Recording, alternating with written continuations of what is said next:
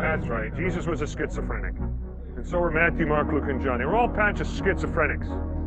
How on earth can you read the Gospels, the teachings of Christ, and conclude that the guy had mental problems? How on earth can you read the Sermon on the Mount and conclude that Jesus had mental problems? Come on. Believing in something that they saw, that they believe in. Well, you push it back and you go to the source documents, the Gospels, and you ask, okay, I'm going to read these things skeptically. I'm going to ask, first of all, did Christ really die? Now, the interesting thing is the Gospel of John records an interesting tidbit of information.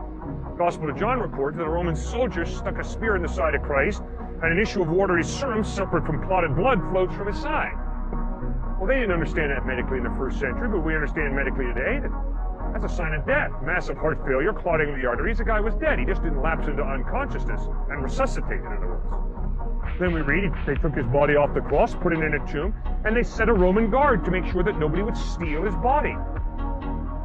Now, the disciples were not expecting him to rise from the dead.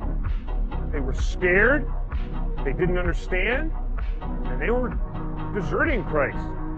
But 3 days after he dies, he appears risen from the dead, first of all, to some grief-torn women. And I'm impressed with that, because a first-century Jewish male would never have a Jewish woman be his eyewitness in order to gain credibility, because sexism was pathetic in that culture, and women were viewed as chattel. It was horrible.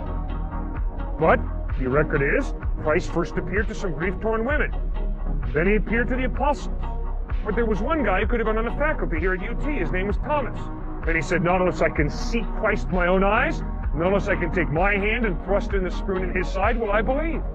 And one night all the disciples are together. Thomas is there. Suddenly Christ stands among them, walks right up to Thomas and says, my man right here, take your hands, put in the nail prints in my hands, take your hand and thrust in the spoon in my side. And Thomas stopped doubting and believed.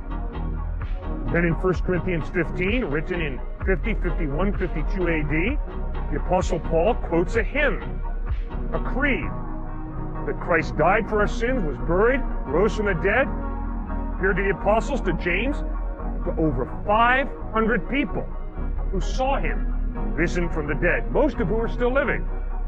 And you see that the resurrection of Christ was not made up by a church that was trying to increase its adherents. Right from the get-go, the resurrection of Christ was at the center of the message of these followers of Christ. We have seen this man risen from the dead.